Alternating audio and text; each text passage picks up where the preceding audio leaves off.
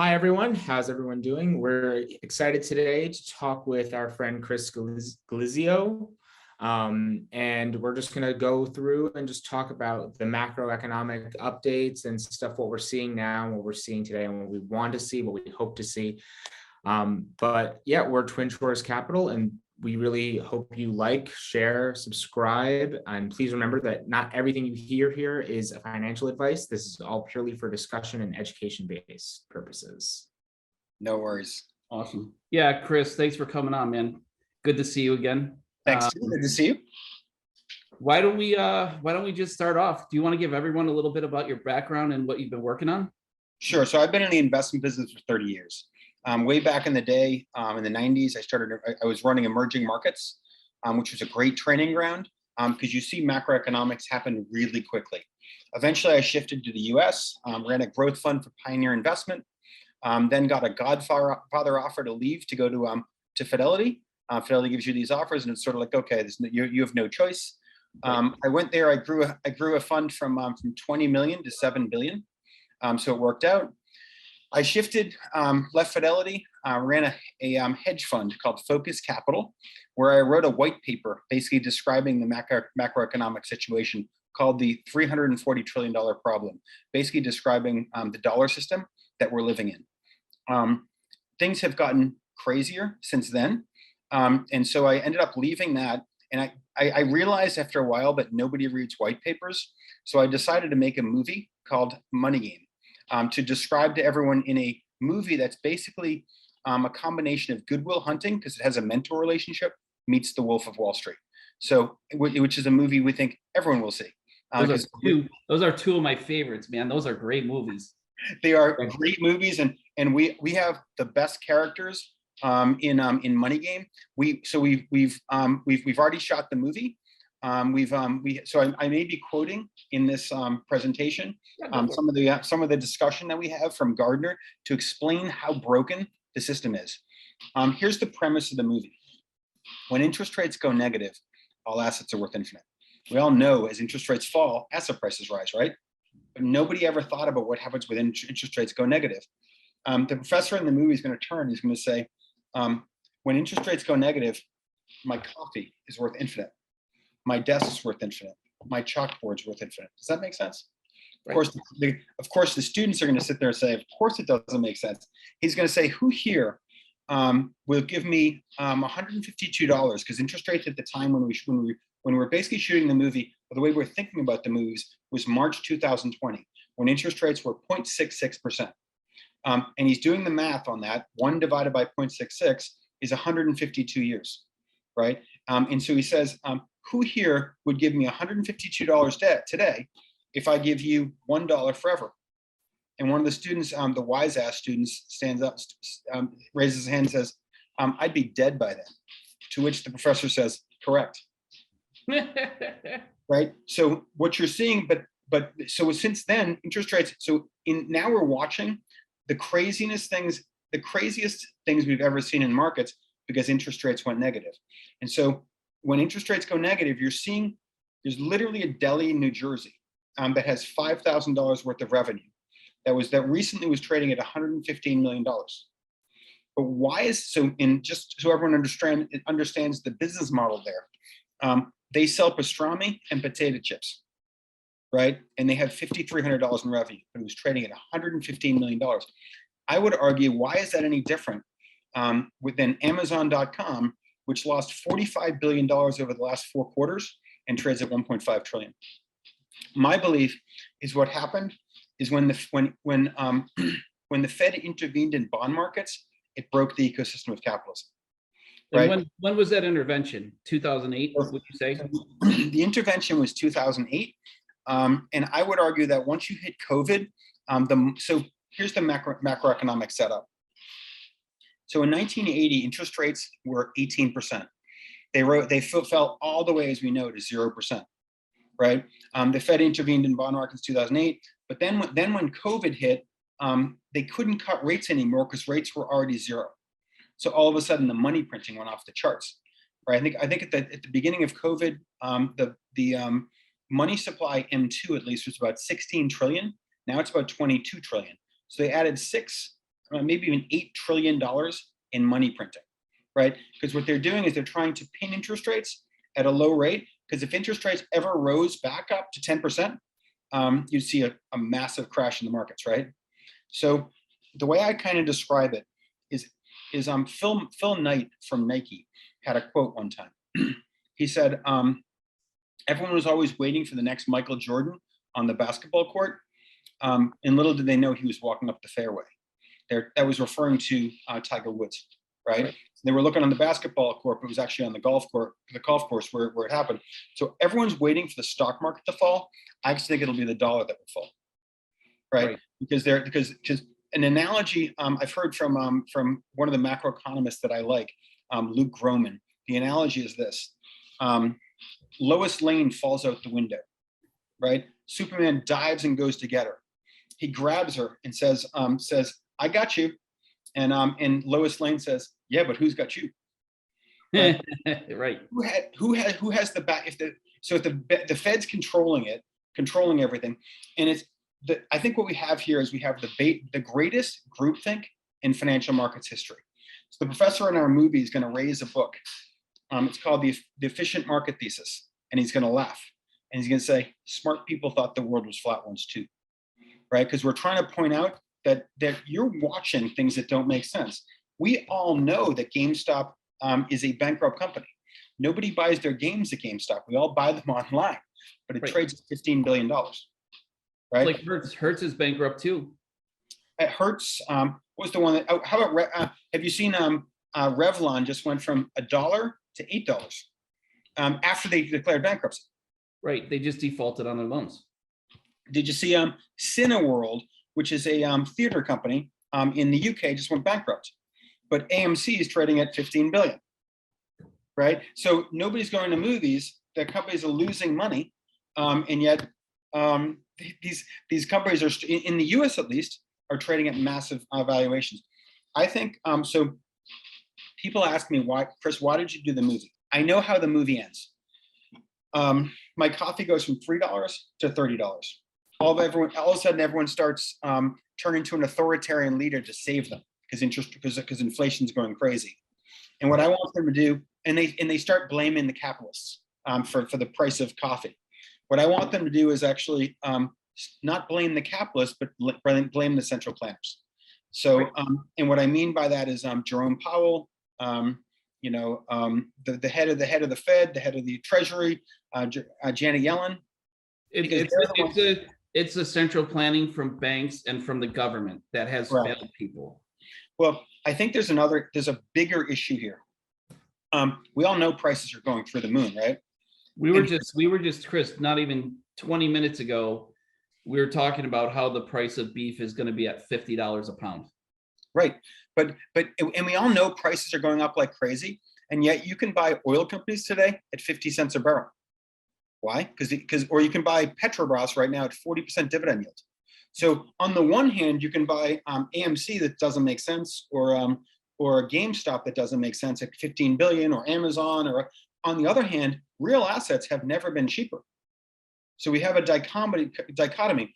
And here's what I think is happening. I literally believe that we are witnessing a market failure. Because think about it. If the ecosystem changed to passive and quant, who makes the adjustment for dilution? So and the answer is nobody, right? There's no analyst to make adjustment. It's a computer.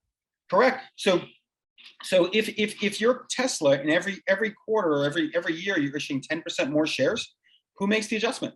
And the answer is nobody makes the adjustment. So the market cap goes up. And I don't think people realize how important that one is, because I worked at BlackRock in 2010 to 2015. They had one of the large cap funds that was like top 5, go from top 5 to bottom 3 inside of like 2 quarters. They blew up, and they used to have this massive trading floor with all these people, that were there. With our trade desk, and 2 years later, nobody's there. It's just all black box. Well, actually, just let's take this example real quick. So if nobody makes the adjustment, then the market cap goes up, right? And it becomes bigger in the index, which means more people have to buy it, right? Right. which then trend follow and quant sees the market cap go up and they buy it, right? It's not because they came out with great earnings. It's because they're issuing more shares, so I literally think it's a market failure. The same is true on the opposite side. If your company's really cheap and you're buying back shares, nobody makes the adjustment, market cap falls, trend follow and quant sells. That's why you can buy stocks like YPF today at 0.5 times earnings. That doesn't make sense. Or Petrobras at a 40%. I think what you're experiencing here is a market failure, right? And so here's the other thing. I think when the Fed intervened in markets, the market shifted from capitalism, which rewards profit, to central planning, which rewards companies that need financing, right? Notice the companies that have crushed the market recently, or over the last whatever, as interest rates fell from 18% to 0. It was technology, it was communications, consumer. Right now, 78% of US economy is consumption, right? It's consumer, right? When have you ever seen an economy grow through consumption? That doesn't make sense. You got to produce something to consume. So what you're seeing here is and by the way, why is consumption so high? Because the dollar is so high, right? So US right now has 4 massive imbalances in the economy. I hope I can think of them all off the top of my head, but it's first of all, debt to GDP is 125%. The last time interest rates were, the last time inflation was 9 to 11%, which it is today. Paul Volcker, it was 1980. Paul Volcker was the head of the Fed. Debt to GDP was 30%, right? And they were running a budget surplus. So today we have debt to GDP of 130%, a budget deficit of -7%, consumption is 78% of the economy, and the stock market is 200% of GDP, which means the stock market effectively is the economy, right? So they're going to do everything they can to not allow the stock market to fall because that is our economy now, right? But if you saw yesterday was a really important day. So I'll give you one minute of history. 1945, the U.S. won the war. We had Bretton Woods. Everyone went on the dollar standard. The dollar was actually considered good as gold because we were on the gold standard. Right. 1971, we took ourselves off the gold standard, and all of a sudden inflation went crazy. By 1973, we made an agreement with Saudi Arabia. Listen, if someone wants your oil, they're going to roll tanks in there and they're going to take it. What we'll do is we'll protect you as long as you every time you make profit on oil, that you take those profits and reinvest them in U.S. Treasuries. Right. So what that did is it drove interest rates from 18% to 0. Okay. Now, as of yesterday, you saw Biden over the last month travel to Saudi Arabia to say, hey guys, can you guys produce a little bit more oil? And then you saw today that Saudi Arabia said, not only are we not going to produce more, we're actually going to cut production. Yep.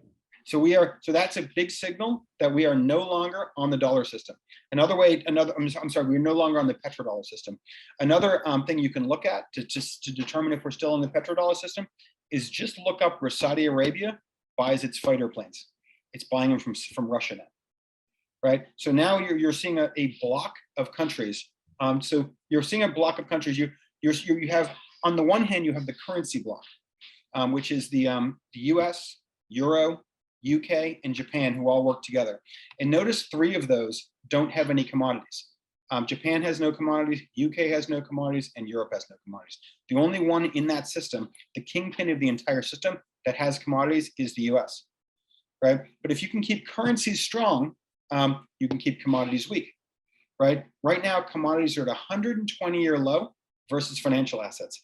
So not only can you buy Petrobras with a 40% dividend yield at 2 times trailing free cash flow, or you can buy Pantheon Resources at 50 cents per barrel, or you can buy YPF at 0.5 times cash flow.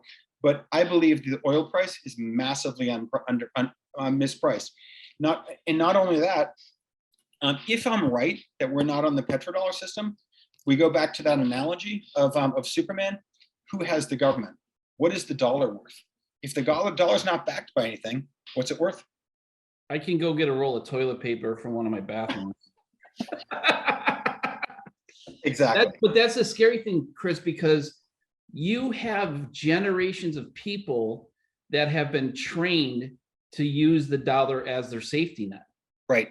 Right? I mean, we're talking decades and decades and decades of people, savers, retirees, who run to their bank during a crisis.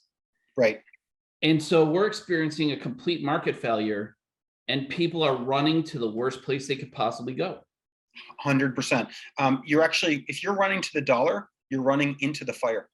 Right. So you're running into the fire that's doused. So my belief is we are now in a sovereign debt crisis, right? By the way, there's only two classroom scenes because in Money Game, because as my director says, people don't want to sit in a classroom just to entertain people, right? So the first one is my coffee's worth infinite. The second one, the press is going to raise the book, The Efficient Market Thesis. And he's going to laugh. He's going to say, smart people thought the world was flat once too. Then he's going to say the most underused books in finance are history books. And he's going to turn to the board and he's going to say, what caused the rise of Hitler? And he's going to circle a word, inflation. Right. And we're seeing, and that's where this run, and we're all watching this happen. Correct. On the political side of things, some authoritarian, totalitarian person is going to come along and promise to save the country and Correct. save the world. And boy, is it going in another direction. And let me give you a really important thing for investors. So investors need to look at things and say, does this make sense? They have to think about it for themselves. Does all this make sense? And I think, and so rather than thinking that markets are efficient, and let me give you an example how markets aren't efficient, because they're controlling interest rates. So the Fed, I'm sorry, not the Fed, the central bank in Europe, the Eurozone, just raised interest rates from negative 0.5% to 0 to fight inflation. That's 33%. That sound right? Like they raised interest rates to 0% to fight 33% inflation in the Eurozone. Right. That doesn't make sense. Right. So we all know in order to fight inflation, your rates have to match the rate of inflation. Or be above inflation. The problem is today they can't. If the US raises interest rates to 10% with $31 trillion in debt, that would be interest expense of 3.1 trillion when our tax revenue is only 4.4. And by the way, we already have a budget deficit of 7%. So if interest rates went to 10%, our budget deficit is going to be about 70%. And we know that the governor that controls imbalances in economies is currency. So and I've talked about the amount the imbalances the U.S. has in economies here already. But here's the biggest thing you should know as an investor. If you shift your focus from markets are efficient and the market must be telling me something, and you understand that the market is all passive and quant now, then you are holding a crystal ball, because you can read the news and no one else is reading the news because it's all passive and quant. There's no one reading the news. It's in the way I describe that in Money Game, it's a bunch of followers, quant, following followers, passive. It's like a cat chasing its tail. The entire system is broken. And here's the best definition. The way I would explain how the system's broken. Notice that productivity, from ever since the Fed intervened in markets in 2008, productivity was 1.8% a year, which is the slowest recovery we ever had. And then notice that last quarter, as they printed more money, productivity was the lowest it's been in 75 years last quarter. They've broken capitalism. The entire system is misallocating resources. And if you actually understand that the system's broken, now you are holding a crystal ball. Just go buy Pantheon at 50 cents, sell it at $50, make 100x. It's obvious. Take Petrobras at 2 times free cash flow during a sovereign debt crisis and buy it. Over time, I would guess that oil, think to yourself, would I rather own dollars during a sovereign debt crisis or oil during a sovereign debt crisis? And think to yourself, look what happened during Venezuela. I mean, not that the US is Venezuela, but just notice what happened is the currency went to nothing. In Germany, 1921, 20 to 24, the currency went to 0. Eventually, currencies have struggle. And if you believe what I'm talking about in terms of the petrodollar, that we are no longer on the petrodollar, we are basically just a fiat currency. And the good news is, if you're thinking in any way, you can come out of this you can make more money than you can ever dream of, because I can't believe that things are trading where they're trading it today. Yeah. It's kind of funny. There's a gentleman I follow on Twitter, Raul Powell. Sure. So he posted, because he said he's always been against like gold and silver mining stocks as an example, right? Yep. And he said, I thought I was right on gold and silver miners until I saw this chart, and it showed how ridiculously cheap these companies are trading at, when we all know that they're going to start digging up the earth for all these lithium batteries and all that stuff. Well, the world is trying to, you keep hearing all these terms about ESG, right? ESG is a marketing term. Mhm. Right? It's not an investing term. You're not hearing them say, by ESG, they're trading at 2 times free cash flow, or they're really profitable, or they're right. So they're using a jargon to say, hey, buy ESG. Forget about what it is. Don't think. Just buy ESG. Right. Right. I can't bring my train of thought, but all I'm saying is that's a marketing term and not an investing term. They're trying to get people away from thinking. There are 19 states that are suing BlackRock for allocating pension investments 100%. into their ESG program because they realized what BS it is. So it's not only BS, but it's not fiduciary. Oh, but this is the biggest thing that I had the issue with too. And I thought they're like Larry Fink would get up every day. We're a fiduciary. I'm like, no, you're not. Not at all. Under the US laws and regulations of the SEC, FINRA, et cetera, these financial firms are not fiduciaries to their clients. So ESG is pushing the political agenda of BlackRock. Right. Right. So they're not telling you buy ESG because it's cheap or it's profitable or it's growing fast or whatever else. They're telling you to buy ESG because it's their political agenda. Right. Right. Our system, when the Fed intervened in bond markets, the system shifted away from capitalism, which rewards profit, to central planning, which rewards companies that need financing. Notice the companies that did the best: Tesla, Square, the deli in New Jersey. Companies that lose money, companies were the ones that went up the most, and the companies that made money went down the most. And now now I believe we're in the middle of a paradigm shift, right? You're shifting from strong dollar, no inflation, which drove interest rates from 18% to 0. Once the Fed hit the 0 bound, now the only way they can spur the economy from there is to print money. All of a sudden, money supply went from 14 trillion to 21 trillion, which then causes inflation, right? Because they have to pin interest rates. And so you also saw Japan recently has said that they will print unlimited. They didn't give you a number. They said they will buy unlimited JGBs. They will and they say they will never run out of cash. If you're Russia or any basic material producer, are you accepting printed money for your hard-earned labor and commodities? And that's exactly what's happening. The rest of the world is forming a chable. So we have the currency chable, which I described already with Japan, US, UK, and Europe. Now you're seeing a commodities chable to fight against that, and that chable is Russia, Saudi Arabia, OPEC, China, India, Brazil, Argentina.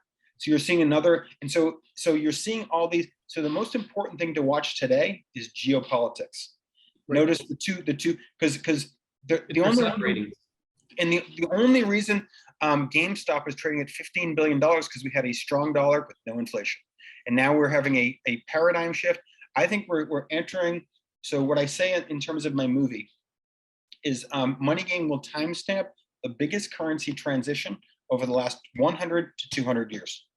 And if you see the dollar fall, you're going to see GameStop finally go to 0, or it either goes to 0 or goes to infinite, depending on how you want to terms into, because we all know the stocks in Venezuela, stocks went to infinite because the currency went to 0.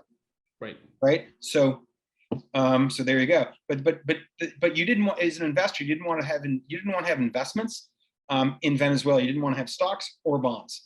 But if you had to choose, if you were living in Venezuela and you had to choose between stocks or bonds or cash, then you need stocks because they went to infinite. Right. In Bolivar terms. Right. Right. Right. Amazing. So, Amazing. amazing. you know, as an investor, I mean, think about all these people that have their majority of their assets are in retirement accounts, 401k accounts. It's kind of funny, we laugh about it because we're probably one of the only advisory firms in the country that say, don't put all your eggs in your 401k. It's a bad idea for a lot of different reasons. Right. You know, what's the writing on the wall for you know, your average day-to-day investor? What do you think? So understand that 94, I would say probably about 94% of the S&P 500 benefits from strong dollar, no inflation. Just look at the weightings in it, right? Technology, consumer, discretionary, consumer staples, communications, real estate, financials. All those sectors benefit from strong dollar, no inflation. The only parts of the U.S. economy that benefit from weak dollar inflation is energy, basic materials, industrials. Right. Right. So, and I might even throw in semiconductors there because it's still an exporter. Yeah. Right.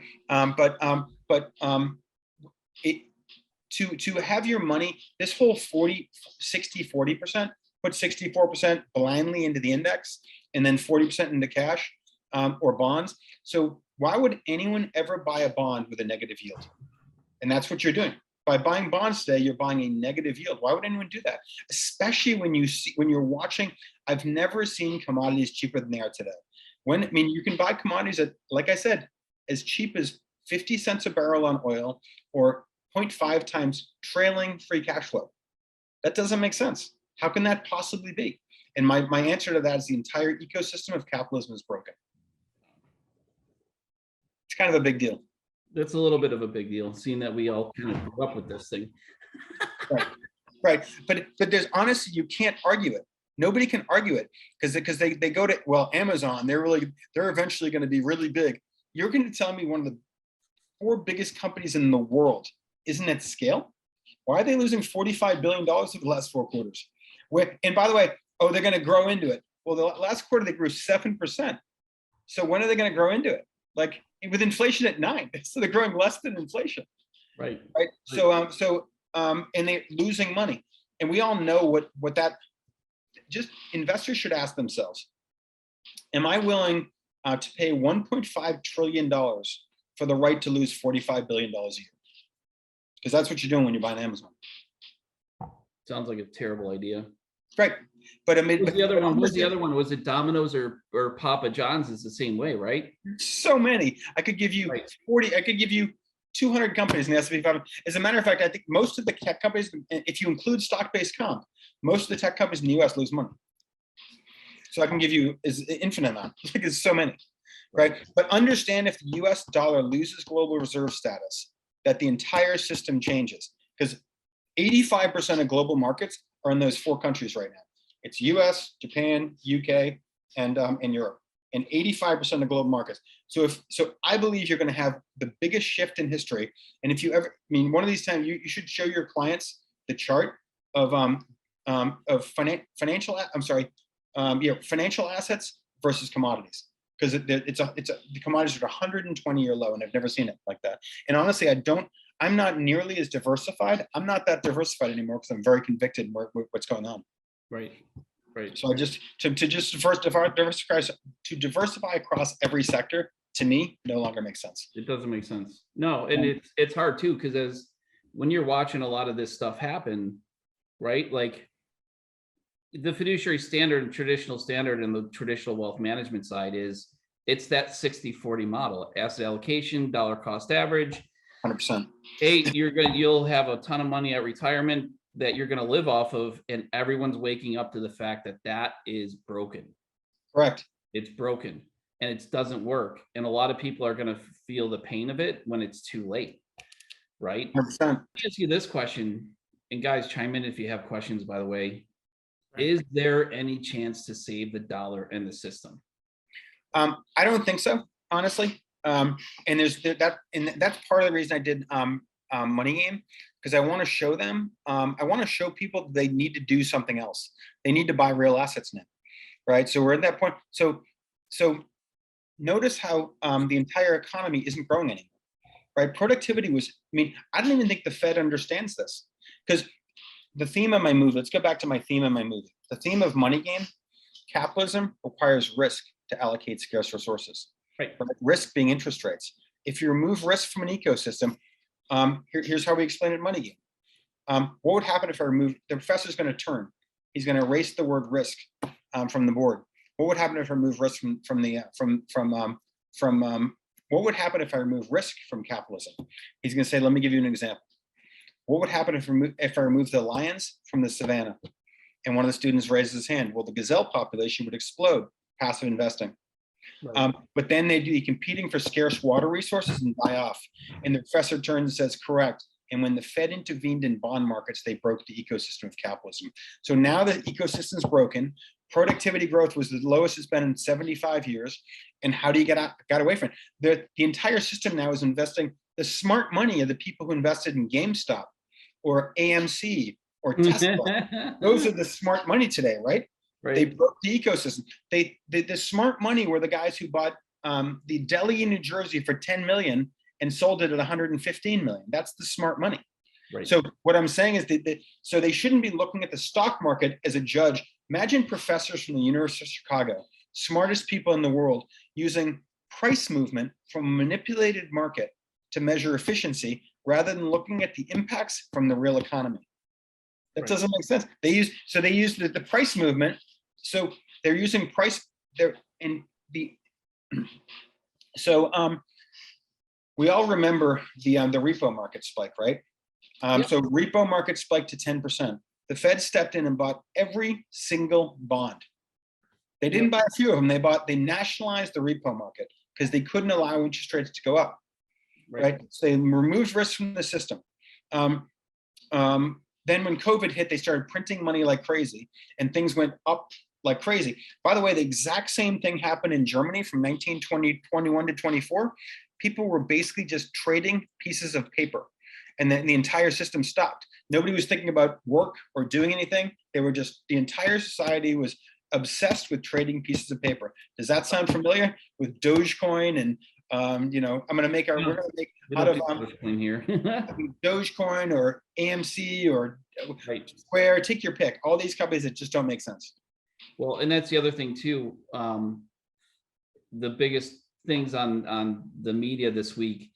One, companies trying to force their employees back to work, get back in the office, right? But the second problem is people aren't going back to the office. They don't want to. Because there's so much money around. Right. And then the second part of it is over 55% of companies expect to reduce their workforce now. Well, there you go. So as interest rates, if the Fed doesn't do anything, you'll have basic economics take hold, like crowding out, right? Because they have so much debt, in the absence of printing money, you'll see interest rates rise and you'll see the dollar rise, right?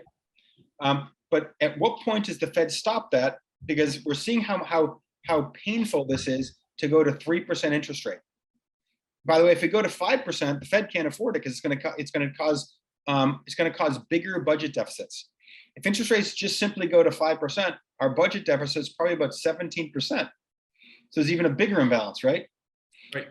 And not to mention the fact that that as interest rates go up, companies start laying off workers because housing prices are coming down, cars are falling, all that.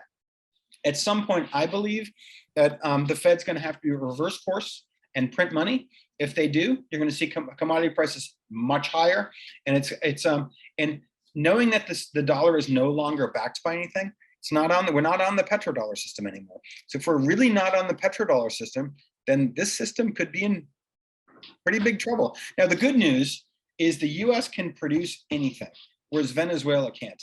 The US really can produce, at the end of the day, if we need to produce more food or oil, at the end of the day, we can. But there's more oil in Texas than there is in all the Middle East. Well, Pantheon has $2.3 billion of proved reserves right now. So, so there's a lot of oil here. So at the end of the day, US can produce everything, but I will tell you that Europe, Japan, and the UK cannot. And so they are our allies. So at the end of the day, the US is never going to be as bad off as they are, but those countries could be in bad shape. Really? You look at how does it make sense notice that as debt has gone up, interest rates have gone down. Look at Japan. Japan has 250% debt to GDP, but interest rates are negative. How does that make sense? I mean, if that were you, the average person, as your debt goes up, your interest rates would go up, right? Right. Right, because there's more risk. Right. But as interest rates have gone, as debt has gone up, interest rates have gone down. Why? It's controlled. Well, I Right? think They're buying them. They're buying them off. the Bank of Japan now owns like 64% of their stock market. Correct. And probably an equal amount of JGBs.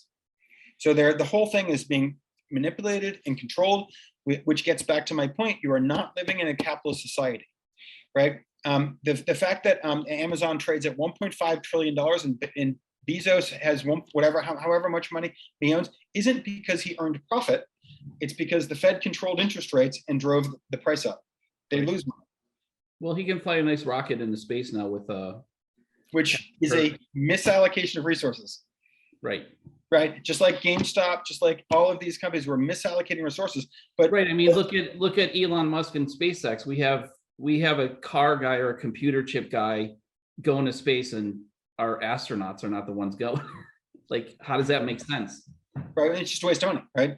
We're just, I mean, none of this makes, so the entire system is pouring money into Dogecoin, GameStop, Tesla, right? The system is no longer I think it's really important to know, the system is you are no longer investing in Tesla. You're financing them. If I handed you, Tim, $100 billion a year for stock-based comp, I bet you could take 3% of the market of the auto market. Right. So I'm not investing in Tim, I'm financing you. Right. And if once people realize that they're financing them, that the system has changed from capitalism to central planning, then you're going to see a lot of change. Yeah. And I think it's coming. Yeah, I think a lot of people are starting to wake up to it. There's just way too much talk, and now with the access to YouTube, social media, like Twitter, Discord, LinkedIn, even, people are. It's amazing how many people are starting to see the macro, to the point where I went to. Have you ever been to the Deck in Salisbury, Mass? It's like right on the river there, across from downtown Newburyport. Like, Jyoti and I are getting lunch there, and like literally this group and family, you could tell they're from the United Kingdom because they have the British accent. Right. They're talking about this exact same thing. Right. It's incredible. The average person still has no clue. Even smart investors are saying, well, the reason Petrobras has a 40% dividend yield, and then they're going to try to build a narrative. But there's no narrative. Right. It's got a 40% dividend yield, and it makes a ton of money. Right. But they're always trying to build a narrative. The market must think. What they don't know is the ecosystem changed. That's the thing that I bring, that most of the people still haven't figured out, that the ecosystem of capitalism changed. Now the entire thing's broken. And if you actually understand that, you are holding a crystal ball, and you will make a fortune in the next 10 years. Yeah. So when do you see this really starting to play out? Once again, I first of all, I don't know. I know I know people want to ask that question. So I think it's playing out every day. Right. I think the fact that that Saudi Arabia, it's very clear now that we're no longer in the petrodollar system. What I say with regard to that is my movie, which will be out in March, will timestamp the biggest currency transition in history. Right. And so, do I know exactly when? No, but I do believe it's not. I think the next time the Fed, when the Fed reverses course and starts printing money again, I think it'll be very obvious to the world that they shouldn't be holding dollars. And I think you're going to see a flow out of dollars into other currencies or other commodities. Russia's already on the gold standard, right? Right. So they push themselves onto the gold standard. Russia has debt to GDP of 17% when the US has 125. Right. We can't do that. Correct. We can't allow interest rates to go up. We have to keep them lower, because if interest rates go up, we can't pay it. We also have our three entitlements, right? So the U.S. has not only we have a massive amount of debt, we also have our entitlements, right? Which we can't not pay. Medicaid and Social Security. Correct. Well, we're having a conversation about that too, because I was going back and forth with someone on LinkedIn the other day, and I was like, listen. Last time I looked, I paid into Social Security. That's not an entitlement. Right. That's my money. That's our hard-earned money. Right. The US government is just taking and doing whatever the hell they want with it. At some point, I don't think you're getting that back, but who knows? I don't think any of us think we're getting that money back. Right. Exactly. Yeah. So I literally think it's one of the most interesting times in history, and I don't think people have picked it all up yet. But I do think it's important people to start thinking. So think about this: if there were no lions in the savannah, you would see gazelle everywhere, right? They'd be walking in the middle of the street. They wouldn't be in fear, right? They'd be buying GameStop and AMC, and because they never get burned, they never get eaten, right? But if there were 4 lions out there, you wouldn't see the gazelles everywhere. Nope. Right now, you're seeing gazelles walking in broad daylight, and never without any fear. They're marching down Manhattan. Watching right in the middle of the street. Wow. With no fears. So at the beginning of the movie, you're going to see gazelles. At the end of the movie of Money Game, you're going to see lions, right? Because the lions will have returned. The economy will be recovering. You'll see manufacturing booming. You'll see our economy recovering. Because think about it, the dollar system. Right now, all the money is flowing to stocks, trading at infinite valuations, and not investing in other things that make not efficiently allocating capital. If all of a sudden you see the dollar system collapse, people will start efficiently allocating capital again, and you will see the entire economy boom. Right. Globally. Right. So we're talking about a global economic boom, and it just has to watch the US dollar drop. It's the dollar system which is slowing growth. Right. Because it's inefficient. Right. Well, and we talk about that all the time, right? Like the single biggest problem with the world economy and a lot of these countries in emerging markets and stuff is they're getting strangled by the US dollar. And we talk about it all the time because you see it, like you're watching countries. Look what's happening in Turkey. I mean, even those investors globally are investing in US stocks because what they're doing is they're following price. They're saying, well, the deli in New Jersey just went from 10 million to 20 million. I'm going to go buy it. Yeah. You know what you're buying? No idea. Right. Now that game is stopped. Correct. Well, honestly, by driving down interest rates, that's the money game. Right. Think about if a $1 paid annually, how much is it worth? If interest rates are 10%, it's worth $10. 1 divided by 10%, right? If interest rates fall to 1%, it's $100. If interest rates fall to negative, it's infinite. Right. And so by controlling interest rates, the Fed played the money game, and now you're going to see inflation. Wow. It's crazy. They didn't let the markets set prices, right? But they once they stepped in, bond rates. I mean, they never let those companies that they quote as too big to fail and they mark as too big to fail when they should have been allowed to fail. Yep. And let new money come in and new investors come in and new businesses come in and pick up the pieces. 100%. Worst thing that ever happened to the United States was what they did in 2008, 2009. And you keep seeing it every day. Right. They're taking $270 billion. Our Congress is taking $270 billion to hand it to a profitable industry in semiconductors. By the way, if you're the globe, you must look around and that going, well, they're getting $270 billion. That's not a fair playing field, right?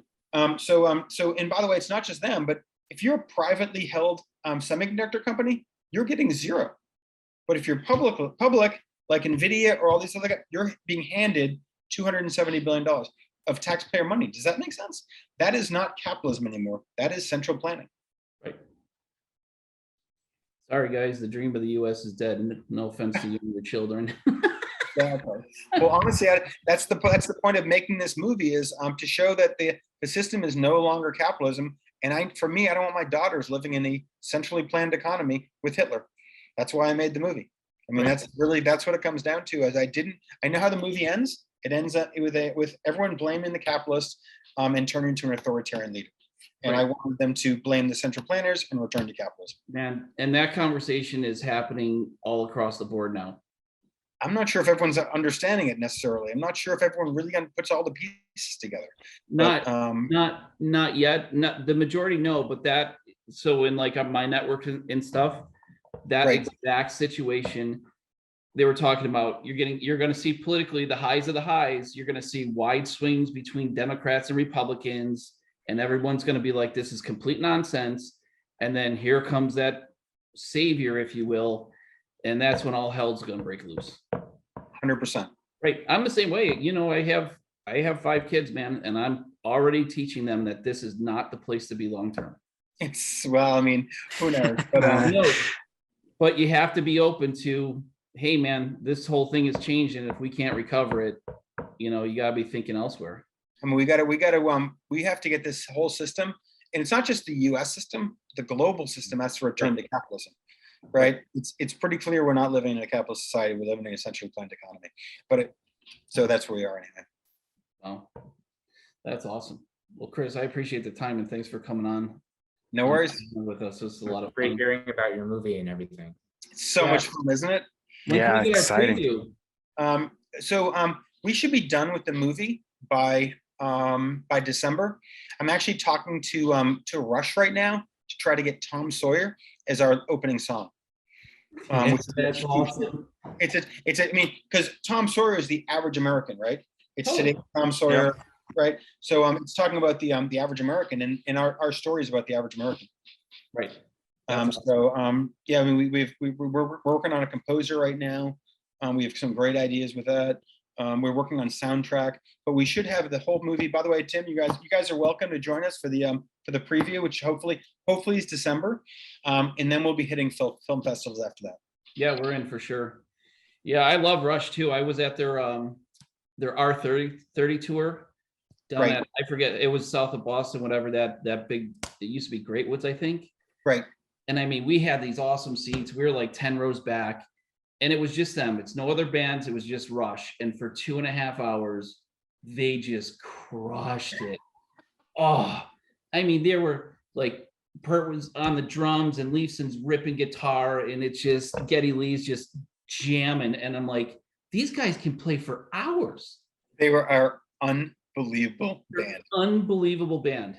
Unbelievable. So, one of the best of all time. yeah, they're at the top of my list. Right. So there we are. So now we're sponsored by Rush. We're gonna start putting the music in the background. So exactly. Awesome. So, well, Cameron, do you want to close that out for us today? Yeah, sure. Thanks everybody for tuning in. We were extremely excited to have Chris Galizio here to talk about his movie and just what we're seeing today. So if you liked it, please like, share, subscribe, comment any questions you have, or visit our website, twinshoreswm.com. Yeah, I hope you enjoyed it. Thank you so much for watching. thanks, Alex.